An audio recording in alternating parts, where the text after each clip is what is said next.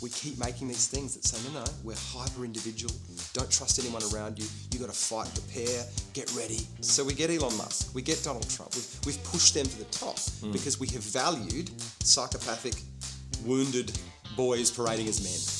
Hi, and welcome to your Access All Areas podcast, where we talk candidly to Australia's finest performing artists about their lives and the lessons they have learned along the way. So welcome to McLaren Versus.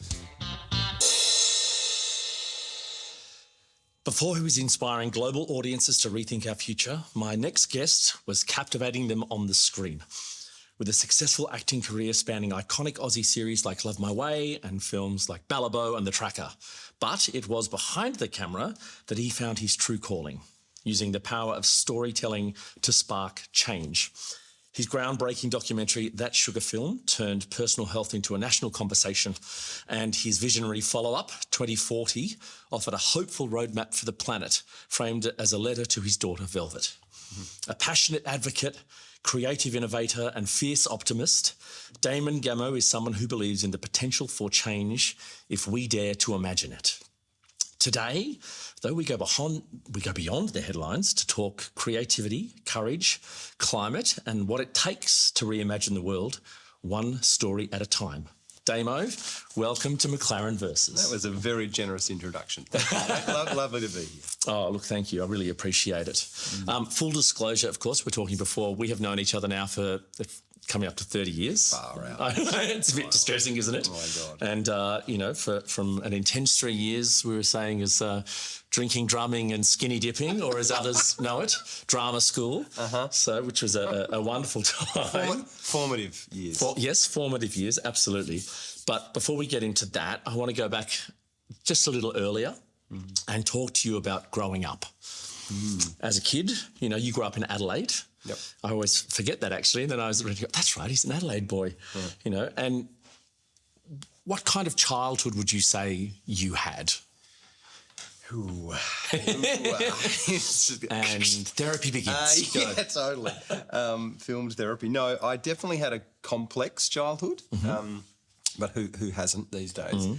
And I think as I've got older and become more self-aware and understood my patterns and how I behave in certain areas and relationships, I've got to see that there were parts that could have been better. And I think even being a parent myself now, the choices I make as a father, I can see I didn't get from my parents sometimes. So I think that's helped me to understand. I certainly don't hold a grudge or bemoan my parents. I love them dearly and they did their very best. But yeah, I definitely had some challenges that sort of formed who I was and made me inquire much deeper. So it wasn't an easy run. I had a mother who was very passionate and deeply cared and really sacrificed a lot for me. A father I didn't see as much as I probably would have liked for various reasons, but eventually sort of got a good relationship with him. But went to a sort of a private boys' school, which I don't think was healthy for me either, with a Jesuit bent, which again had some really beautiful positives around sort of generosity and spirit and kindness. But I say all that, but I also had a pretty joyous one in terms of my friendships and connection. And Adelaide is a pretty beautiful town to grow up in. There was yabbing in the creeks and there was after-school activities. So that sense of nature and play I certainly got. Were you regional, or how far from the city were you? Yeah, well, I think that sort of probably is a clue to the complexity. I think I lived in 17 houses before I was 19, so there was a lot of movement. It was mainly sort of urban areas, but, Adelaide is good in the sense that you don't have to drive far to be in the hills or get a really good dose of nature. And then lots of travel outside of Adelaide in terms of, friends with places up the river or camping and things like that. So, when you look at that version, it was pretty spectacular as a childhood. But I think, as I've come to know myself more and more, I can see, there are a few wounds that needed to be healed. Yeah. And did you think it was evident that you were a creative kid, whatever that might mean? Yeah, I think so. I mean, I definitely, I was an only child and grew up largely with my mother, and a lot of my memories are being very self-sufficient on my own in terms of making up stories or plays. I had this like awesome little thing called a Studio 4, which was like a 4-track player, but it was like a 1986 version. So this big. Big clunky buttons, and you could sort of record multiple tracks. And I had a drum kit in my room as well. So there was always that kind of expression. I was doing, I was doing drum classes, but Mum also took me to dance class when I was maybe 12, and it was all girls. So it was like 25 girls and me. Yeah. And I was maybe 11 or 12. And Mum dressed me in these. She goes, "You got to wear these bike pants." And there was black and white striped bike pants. So I should look back now. I'm like, "Mum, what were you? Well, let's talk about the wounds." So there was definitely a sort of a need to express and create right from an early age, and started doing drama at school. And I think I played Macbeth when I was in year 8 or something, which was tick it off early. Horribly miscast. I had no concept of what I was talking about, but managed to fumble my way through the lines. But always definitely felt this need to express in some way, which I think maybe does come from a complex childhood. As I think every actor that we know that was a nighter with us had some kind of wound from some kind of horrific upbringing. So it is an industry that obviously that our type of people gravitate to heal in various ways. I mean, I'm sure we talked about it at the time, but it's 30 years ago. But not dissimilar to you, I went to 6 high schools, one a year, so many different houses. Yeah. I mean, my parents were divorced and that kind of stuff. But yes, it comes with a whole lot of things.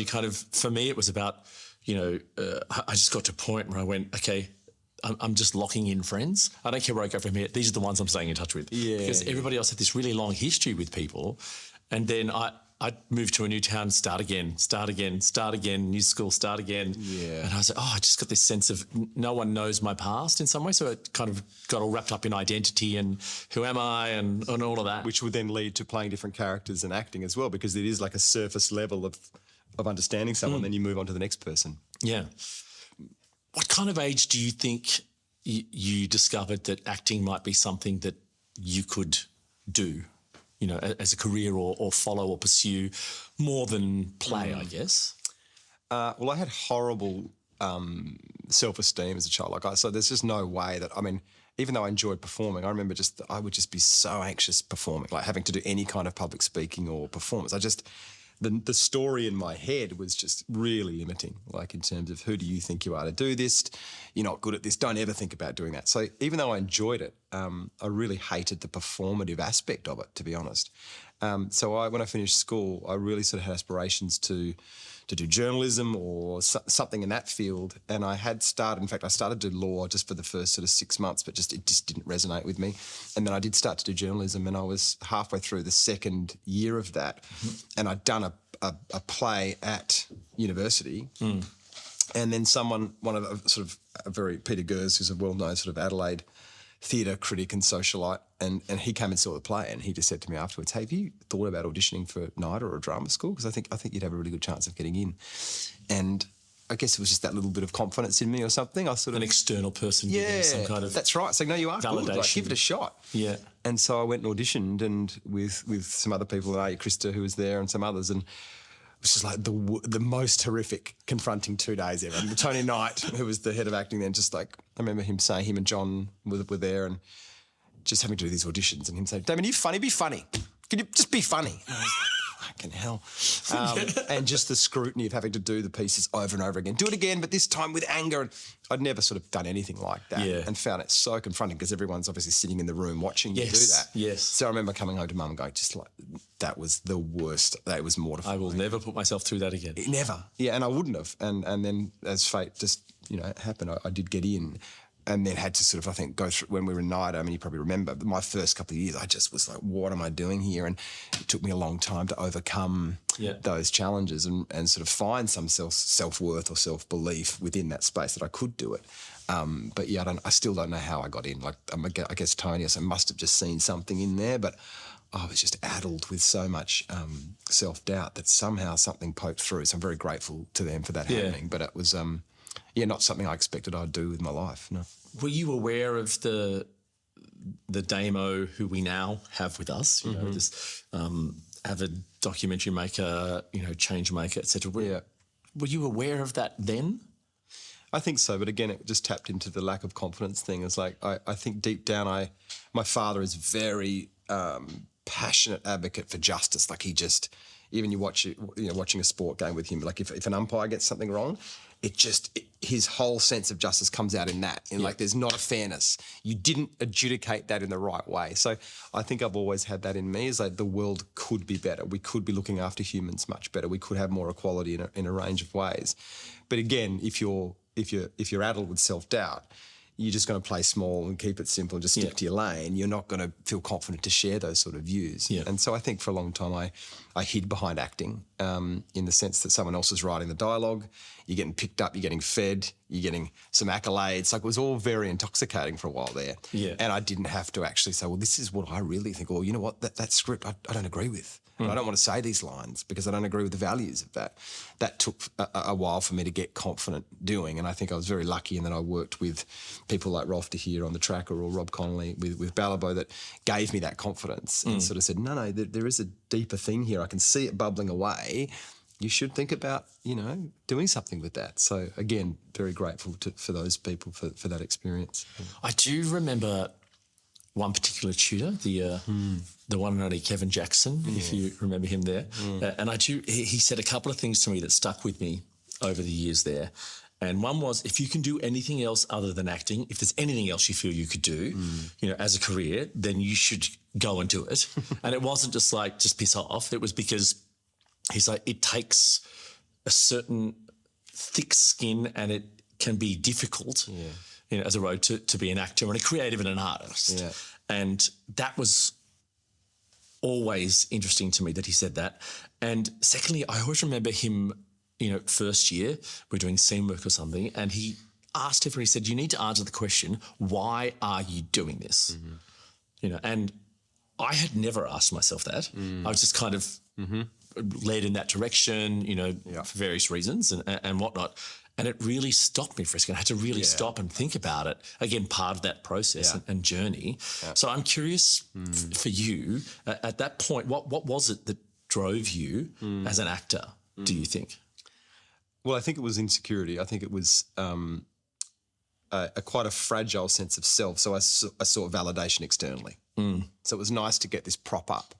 And it never felt quite comfortable to me. That's why I never felt like it wasn't satiating me. You do an interview in press and they go, so tell me about your character. And I was like, you're bullshitting. I'm bullshitting. We're both playing this game. Yeah.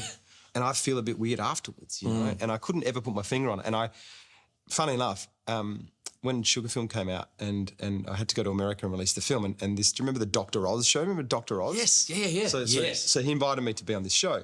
So it was like live streamed to 10 million Americans or whatever it was, and it was the full thing where all the audience were there stomping their feet and he was giving away, it was in a big studio in America, in New York. And I remember he was over doing a story with someone else and they had all these cameras and I had to sit down on this couch and wait. And he was like, right, let's go meet Damon Gameau. And I felt all the lights come on, the boom arm comes in, all the women are stomping. And I remember going, fuck, I don't feel nervous. Not one bit of me felt nervous. Yeah. And I remember when I was acting, because it was all a bit the pretense of it, I used to get quite up, but this was like, no, this is me. Authenticity. This is what I want to say. Yeah. This subject is bigger than my own individual ego. So this subject is bigger than my own individual ego. And I suddenly just had this moment and it flowed and I really enjoyed it. And I went, oh, there's something in this. I found something in me that is centered and grounded that I never got through acting. It was always a search. And I think that was sort of a bit of a turning point of like, no, I just want to keep telling stories that have got a bit of meaning or, get me out of my own way, to be honest. So I think that's kind of why I've stuck to this for the last 15 years or so, because I just feel so at ease with it. Yeah. Whereas you're not getting the up and down with the acting industry or the constant rejecting, all those feelings that you have to go through. There's just something nice about creating your own work, and especially if you see it impacting people's lives. Yeah. It's nice. So do you think you're finished with the acting? Oh, yeah, definitely. Yeah. Like 10 years. I haven't acted I think I did something with, I can't remember what I did last, actually. I mean, I sort of get to do, even though, because I'm in the docos, I still feel like I'm getting that performance element. I'm still being in front of the camera, which I still love, but it's sort of on my own terms in a sense that you and I feel much more safer and secure in that space, is that I get to control what I'm saying and the scripts and things like that. So I guess I'm acting in a way. I mean, are we all acting every day? We're acting, aren't we, in different ways? Yes, we are. That is the argument, isn't it? It's the Shakespearean, all the life's a stage. But so I don't, acting per se, I can't imagine ever doing again, but open to it and wouldn't say no. I think I'm a lot less rigid and than I was even a few years ago. I got a bit sort of up my own arse for a while there and was like, I'm not going to do that again. I make serious documentaries. And now I'm like, dude. So if the thing's right, I reckon I do it. Yeah, right, okay. Yeah. Okay. Well, we will get to the docos, I promise you. I can't wait to talk about those as well. But I'll just focus for a minute on some of the amazing acting credits you do have and I'll talk about those. So Ballabo, Anthony LaPaglia and Rob Connolly directing there. Yeah. Oscar Isaacs too, who went on to do a few things after that. Oh my God. You got an AFI nomination for Best Supporting Actor there. The Tracker with David Gulpilil, directed by Rolf de Heer. All a bunch of hacks so far, struggling to do anything. Two really amazing teams and both very important stories, right? But you're also in Patrick, Evil Awakens, bit of fun there as well. Yeah. Kettering Incident, Miss Fisher's Murder Mysteries, Puberty Blues, Wentworth. I mean, it's just by anyone's standard. It's an amazing list of credits there. But looking at those two films, I guess in particularly, Ballabo, based on the true events, Ballabo 5, do you think that those films in any way had any influence on you finding your voice as well? Because they're both, and Ballabo is almost, it's a dramatized documentary in some ways, right. And the Tracker about awakening morality and that, can't be an accident. 100%. Yeah, especially Tracker because that was the first one. I think we'd just graduated and I did a production of Equus, which was a hell of a first gig to get. Especially going very back dark to play, a lot of nudity. Yep. Going back to Adelaide, my hometown, doing that in front of Grandma and all my relatives. That was fantastic. My old school, they all came. I was like, oh, Jesus, I should have read the play first. It's worthy, yes. Yeah. I hope you have read the play. Literally. But again, that was such an interesting experience, even that process of just especially doing school shows when you've got to be completely naked and just feeling the room and just staring at them or going and just standing full front, front and just watching them go, oh, I know. All that stuff was really, really potent. But Rolf came and saw that and, which is a terrible segue, but he enjoyed my acting in that and then sort of said, come and do the Tracker. So I was only 25, I think, and to suddenly get out into the middle of, the outback and tell this beautiful story, which was based on true events and diaries and obviously spend time with someone like David Gulpilil and Gary Sweet as well. Yes, yeah. But then when we finished, David, we obviously had a really lovely connection and he said, why don't you come up and see how I live? Come and spend some time with me in Ramingining up in the Northern Territory in Armland. So I went up for 3 weeks and just spent time with him on country. No Western, nothing, just hunting goanna, kangaroo, eating kangaroo brains. And I was just 25 and I think that just kind of completely changed my circuitry, to have that experience. I don't realise now, I do now, but then at the time I didn't realise what a privilege it was. Yeah. And they gave me welcoming ceremonies and dance and performances. I saw, initiations, things that were just so special. And then travelled with that film with David. We went to Venice, all these big film festivals, and I was sort of looking after David, he was jumping in the canals at 3 a.m. and just the big, bright personality that David was. And I remember I've told this story a couple of times, but we were on and the way the Venice Film Festival works, which you might know, they get you on these boats and they take you out to the island, to Lido, to do your presentation, these beautiful old 30s wooden boats. And all the journalists wait on the banks to welcome the actors as they get off the boats. It's all very ceremonial. But I was in a boat. We got in the boat with David. He's in his leather jacket, him and I, and you have to sit opposite two people. We sit in the boat and I'm like, it's Sophia Loren. And she's just like the most radiant beauty. And David's just like, and David's got no idea. Yeah. And he's like, oh, hi, like this. And he's going, and I'm like, oh. David, and just charmed her socks off as best he could. And then, of course, as we're pulling up, and all the journalists, he sees them all who are waiting for Sophia. David jumps on top of the boat, gets his leather jacket off and goes, I'm Crocodile Dundee, like that, and just completely stole the show. They all took his photo. He ended up winning Best Actor that year at Venice. Yeah. And so to have that experience at 26, and see how that all works, spend time with this incredible He really was a magical man. Like, he was a magical human. It's hard to, I know that people use that term, but he just walked through this world with the grace and a presence that not many people have. So again, that was my first film experience. So I was just like, holy shit. And so there were good and bad aspects of that. It was great to see the integrity that can be done, Rolf's diligence to story and how he protects the story so carefully. But then also it just meant, after that I'd go and audition for puberty, whatever it was, White Collar Blue or some kind of Evil Awakenings. Yeah.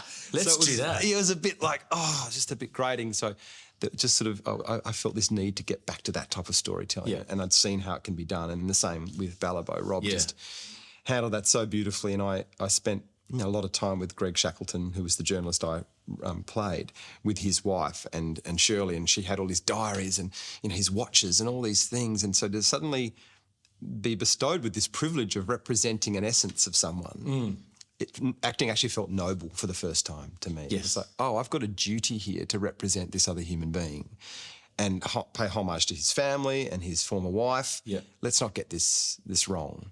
And so that felt really great, but I didn't get enough of those experiences. Yeah. But that was the frustration, is that there just weren't enough of those types of people. And I think that's what eventually shoved me to say, well, stop whinging about it and go and do it yourself. Start telling stories that you want to tell. And we can get to it maybe, but in that time I also realised I saw the potency of storytelling, and I realised how it was underused as a tool for change and how potent it could be. It's how we've evolved telling stories, but we're largely telling stories that are inducing fear and numbing and distraction. And I was like, there's something in this. Like, we could actually use this medium to do much better. Across all your documentaries, the style is not a call to action war cry kind of. It doesn't use fear. It's very positive. It's very uplifting, very hopeful. Do you think that hope is, as a tool, is underutilized? 100%, mate. And it's not me just saying that. There's so much interest in neuroscience around that now that sort of says that there is definitely a role for fear, and that's why it's been used by leaders right through history. Like, we are hardwired to have an aversion to fear. But when we're sort of hammered consistently with a fearful message, we do disengage. And all the studies show that if you keep using anxiety or you make people feel fearful, it activates this part of the brain that it triggers the amygdala, which is the fight and flight response. And what that does is shut down the prefrontal cortex, which is where we problem solve and we think creatively. So I think especially in the environmental movement or climate movement, no one did it deliberately. We've inadvertently paralysed hundreds of millions of people by going, no, it's really bad. Did I tell you? It's worse than you think. It's actually terrible. Here's another graph. And people are like, far out. You know what? I'm just going to watch more Netflix, or I'm just going to have another glass of wine, because I get it. I actually got it the first time with Inconvenient Truth. But when you keep telling me, I don't know what to do with it. It's too... What do I do? It's the entire system. It's so existential. Like, what does net zero even mean? All these anthropogenic, all these words that have no actions to them. Yeah. Whereas if we talk about an active hope that says, no, there are things you can do. Here's the better world we can create if we all move towards it. It's a complete reframing of the conversation. It's not to say they're mutually exclusive. We need a bit of both. I think ideally you want to tell people where we're at and what's going on. You don't want to be Pollyanna about it. But you have to not leave them hanging and in despair. You have to say, but we can pull this off. And humans have pulled this off right through history. We've been faced with all sorts of adversity. But you know what? When our backs are against the wall, we have this indomitable spirit in us and this creativity that we can get through this. So what do you want the future to look like? What does your community look like? What does your children's future look like? Do you want healthier food? Do you want cleaner air to breathe? If we show all that and explain how we can get there, then you give people agency. Say, all right, well, what I can do is this thing, or this is my skill set. Yeah. Whereas if we keep just hammering them with how bad it is, what's the point? It's like going to a doctor and going, you're sick. You're really sick. Actually, you're really sick. This is what you can do. This is how you can improve. What do I do with that? We need that. That's right. And that's been really absent. And I get it. I know why, but I pull my hair out, especially as a storytelling device. It's just, and unfortunately, we've left a lot of that work to scientists, and that's not their skill set. They're brilliant at analysis. Yes. But we've needed storytellers, I think, to wrap those into narratives that move people and stir them. So you still have the facts, that's important, but they need to be encased in vehicles that shift people or emote people. Otherwise, we're not going anywhere. We're not hyper-rational beings. We like to be rational, but deep down, we're emotional, we're responsive, we're reactive. Yeah. And we haven't been good enough with our storytelling, I don't think, around that. No, I would agree. And, even going back to the kind of content as an actor that, you went, these are the things I'm getting. So much of it is that, just true crime recreations, or it's negative murders. I'm like, oh, gosh, it can be very bleak and great escapism if you want a bit of that. But when you go in search of things that are more hopeful, uplifting, there isn't a section in the carousel that says hopeful. Yeah, that's right. It's funny, isn't it? Drama, true crime, sci-fi. And where is something that we can kind of... Well, this is, again, it comes back to like what I'm super passionate about is the role of story, right, in collective stories. And a great example is you think of a show like Survivor, we're talking about Survivor, or Alone, those kind of shows. Right, and what that does is say, hey, this is who humans are. It's a dog-eat-dog world. It's you against someone else. You've got to be conniving and deceitful in order to win, right? That show becomes one of the biggest and most successful in the world. What if that show is called Survivors, and it's a group of people that are stranded together that have to work together to all grow their own food and get through this surviving on an island? Right? That's a very different story and conceit that if that goes out, has a very different impact on the world. Yeah. Whereas we keep making these things that say, no, we're hyper-individual. Don't trust anyone around you. You got to fight, prepare, get ready. Like, what are we doing? And this idea of like individualism and getting ahead. Above That's right. those kind of things. So we get Elon Musk, we get Donald Trump. We've pushed them to the top because we have valued psychopathic, wounded boys parading as men. That's what we've done. Yeah. And we've done it in our stories, in our culture, our Hollywood mythology, the lone Western of the guy. All these narratives have shaped our values. Whereas if you look at all these anthropologists look at ancient cultures, the role of story was so important in terms of shifting values, shaping behaviours of children, and they knew how important they are. We've thrown all that away for market reasons or whatever. So we've got endless horror films. We've got endless reality shows that are showing the worst of human beings. The Married at First Sight, all that stuff. It's not who we are. No.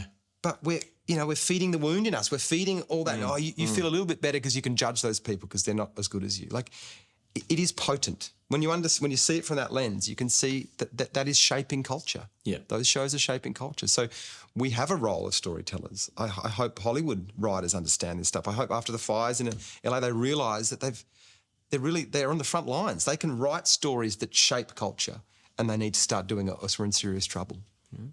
So how difficult do you find it to balance the integrity of what you want to say and then trying to put that in through a commercial lens to reach as many people as you can? Right, yeah. Great question, man. Yeah, that's a constant battle. It's a constant dance because it's I do think I've got better over time at going, like, truth is truth, like to yourself. Like, and sometimes I think early on I was much more cognizant of not wanting to rock the boat too much or make sure that people were happy.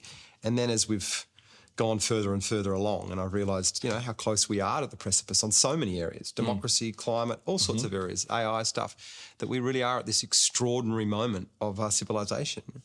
That sort of niceness and trying to make everyone happy was a bit of a rod on my back for a long time, a bit of a people please kind of vibe, which I know a lot of people have, a lot of actors do. So I think I've gotten better at shaking that off in the last few years and just sort of trusting myself more. And especially when you're working with like these kids, it's like, right, this is not about me. This is actually about them and their generation. And I'm not going to let this bullshit, and this happened with some of these corporates you've seen in the film. It was like a real challenge for me to stand up and say, I'm sorry, but this is what the kids are asking, and we're not going to let them down. You're not going to edit this. You're not going to water it down. This is what they want to say. And you might not be comfortable with it, but we've got to give them a voice because we've actually bullshitted them for too long, right? And I'm not going to do that. And so that was a great learning for me. And we took the film actually to the United Nations in September as well. I love the way you just dropped that in, by the way. Just popped into the UN. Yeah. Here's a little USB. Pop that on, will you? Just run it on the screens. No, it was so magical. And the kids got to sit inside the General Assembly and they sat in the Security Council and everyone was there. Netanyahu, Zelensky was there, Kamala Harris, Antonio Guterres. And I just watched the kids kind of be in this space and just sort of like, okay, like it really got normalised for them and the humanity of it.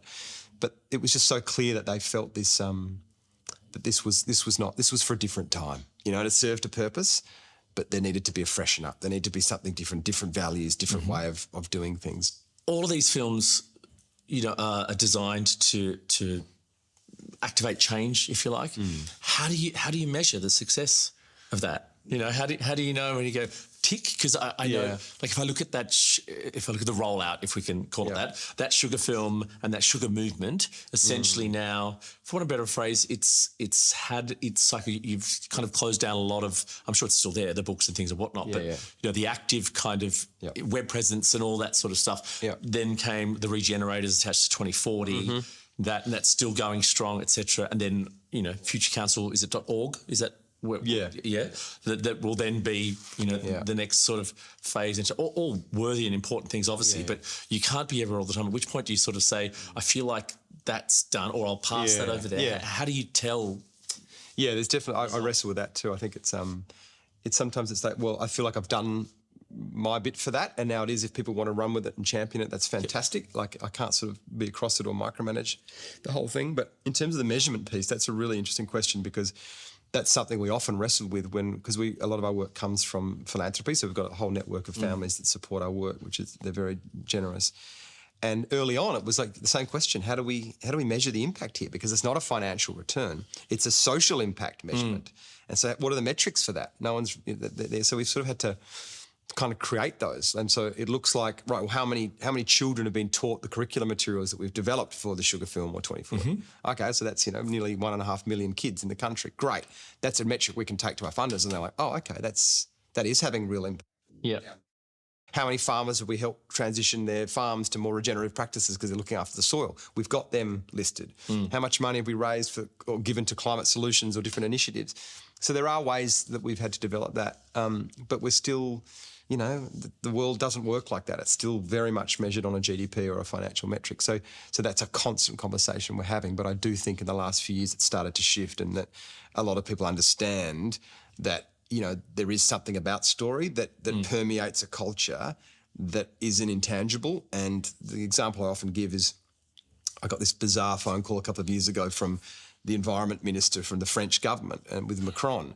And because Macron's, one of his children was watching 2040 on a plane, and he was next to the child, and was like, what's this? And ended up watching himself, and then reached out, and suddenly this meeting took place, and we had, so who knows what that led to.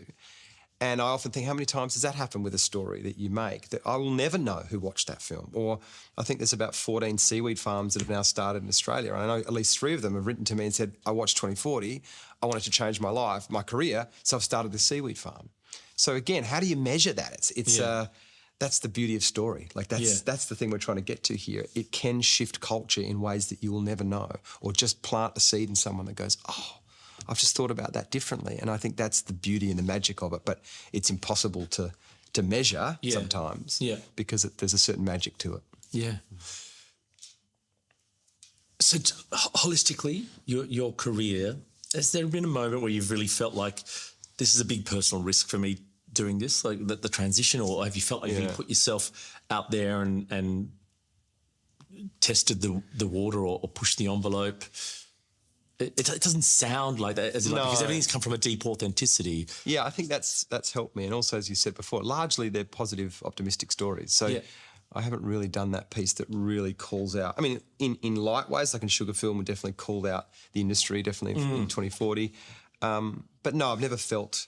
I've definitely, still daily I get all sorts of abuse online or whatever. But that's fine. It's pretty obvious to see where those people are coming from. I've just done a project that I might look into the next couple of years, and that's definitely stepping into a slightly more nefarious space and calling out some people that haven't, had the planet at front of mind or people. So that will be interesting to see what's happened there. And I've already just tiptoed into that a little bit and already got some interesting pushback from people. So that might be a new frontier for me. But I think I'm just more drawn to hey, we all know that there's problems. We get that. And lots of people are pointing those problems out in a beautiful, articulate way. Yep. As you said before, there's not enough of that. Right, well, what can we fight for? We know what we're fighting against, but what about this better world that we can start fighting for? I want to paint more visions of that, encourage more people, give them the tools to get involved in that world. I think that's my strength rather than playing too much in the other one. You touched on the kind of social media stuff, and that they're obviously this country and individualism, tall poppy syndrome, pop your head above. Everyone loves to rip it down to all that kind of stuff, and it's very easy to be a keyboard warrior. How do you cope with that? When that noise all gets too much, what do you do? How do you reset? I found it really tough to begin with. I found it really personal, especially when you think you're doing the right thing and you're just trying to do the right thing. When people would sort of push back really, really aggressively, it was like, oh, wow. And then I just started to see that, of just how wounded people are, like how unhappy that this system is not serving people, and I sometimes have empathy now for people that give me a lot of grief or whatever, because I can just see where they're coming from and I get it. I understand. They're frustrated. They're not happy in their life. They're blaming someone else. Or as you said, it's a tall poppy thing. So I think I've got a lot more empathy for that. It's quite funny that I don't get reactive anymore. Even if someone says something super personal to me, I'm like, okay, like it's actually nothing to do with me. That's your stuff. Like I can see that now. So that's sort of helped as a bit of a shield. That said, I think probably, I still need to take time out. I've got better at self-care in the last few years. I've been pretty bad at it, to be honest. Yeah. And I've got better at actually taking that time out, meditating, walking on the beach, getting into nature more and resetting, because I can. We are nature. We are nature. Into it. We are Brilliant. Nature. Thank you, Spencer. That I can, like a lot of us, I can easily spend 14 hours on a computer and just write and get into it and do that if I don't check myself. Yeah. So I've got much better at kind of just self-policing and going, hey, take a break. You can switch off. Yeah, your work's going to be better for it. And I've found that too. And it might sound, super spiritual to some people, but I do feel that all that creative process, it's not coming from me. Whatever you want to call it, there's an idea sphere out there or something. And I feel like if I just go for a walk and I just think, I need to solve something, invariably something drops in. Yeah. And it's funny, the ancient Greeks actually referred to it as their daemons, Daimon. They would go and consult their daemons when they wanted to download an idea or something they were stuck on. It doesn't come from the overthinking rational mind of, I've got to solve this problem. It's like, I'm going to let it go. I'm going to go out for a swim. I'm going to ask it to come in somewhere, but I'm just going to trust that it's going to land. And I've got better at that, especially making a documentary, especially when you're wrangling 8 children on a bus across Europe. It's like, okay, I'm just going to trust the right kids are going to appeal to this and emerge out of the 1,200 auditions, and then this whole journey, just keep trusting. And that's part of making, I think, good documentaries, is not trying to steer it or hold on too tight, because then they become dry and rigid. People want to see spontaneity. They want to see, as you've seen, the kids' freshness in those rooms. Yep. There's no way I could have scripted that. There was a huge trust there that had to go, right, let's just put these kids in this space and see what happens. Cover them properly and let's go. Yeah. And you jump off the cliff. And I feel like I've done that more and more in my own life too, is like, stop trying to control or hold on too much. Go for a walk and surrender. Yeah. Wow. Ruby in Future Council. Thank you. I was going focus. No, it's not Focus Council. We'll just do that again. Ruby in Future Council. Her journey for me is one I really strongly identified with. And I imagine you probably would have as well, not to put words in your mouth, because at the start of that film, she kind of says, I don't know why I'm here. I don't know what my function is. Everybody has all this stuff, and they know everything. And she's worried she's going to be dumb, all that kind of thing. And then so beautifully in the film, she, Ruby, for those who haven't seen it as yet, is a young musician and singer and a beautifully eloquent girl. And it became immediately evident that when those kids were faced with that, if I could use that phrase, that climate anxiety, and like you said, in that situation where they just go, I don't know what to do with this, she stepped in, she wrote a song, and it just gave everybody hope. And I went, there is the beauty of storytelling. Yeah. And I just went, it's so stunning to see that. Yeah. And I think that's what you're doing as well in so many ways with this, which is, are you tearing up? Yeah, sorry, man. But you're right. It's beautiful. It's beautiful. It really is. Yeah. And, I love to see that as artists we have a place. Yeah. And it was really, really wonderful. Well, that's interesting, mate. And it's a beautiful observation. And that's why she was in the film, is because, and she didn't understand that. And that it was like, no, we are just as valid. Artists, ideal. Some would say that the crisis we're in now is a crisis of imagination. It is a crisis of heart, Like we're so technical. It's all graphs. It's all technology and solutions. No one. Where's the role for art here? That's how great changes always happen, because of the artist. And so I think she found that during it. And what's been really beautiful ever since is that, you know, like when I said we went to the UN, she got to sing there, and just watching her just find her power coming from that place where she's like, what am I doing here?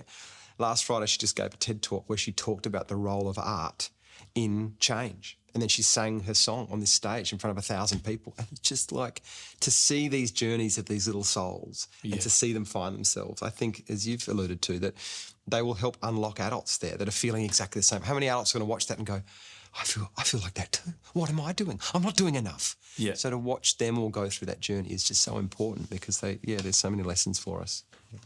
All right, I'm going to finish with some quick-fire questions for you, Damo. Which you haven't given me in advance. No, exactly. Correct. No. I'm looking for your bumper stickers here, okay? Yeah. So, do you have a mantra you live by? No, I don't. But I would say if I had to come up with one, it would be around believing in the true essence of humans. Okay, that fits on a sticker nicely. Thank you very much. Who taught you the most important lesson in your life? Probably my mum, through in less obvious ways than you'd imagine, but definitely my mum. It's always our parents as well. You know, and rightly so. Yeah. You know, so be aware of that. You've got kids now. You know, yeah. Make sure that your partner definitely does the teaching. Yeah.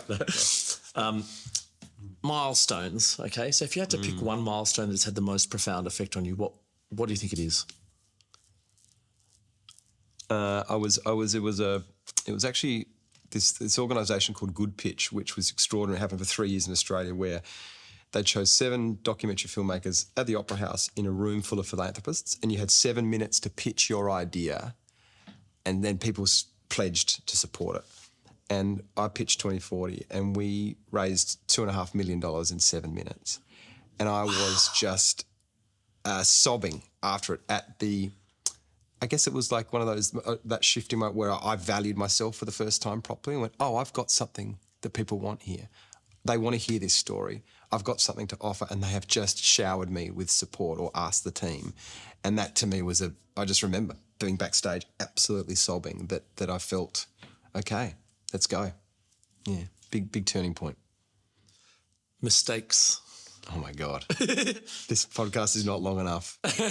Oh, so many. I mean, I think if you're not willing to, you're not going to get anywhere unless you don't acknowledge the mistakes and how valuable they are to learn things. So, yeah, definitely. I mean, I think I was very, very self-centered through my 20s, very selfish, reluctant to collaborate, needed to micromanage, all stemmed from my own fears and insecurities. And I think that's just really shaken me now in how I want to live my life and be much more open and generous and collaborative in that nature. So that would be the main one.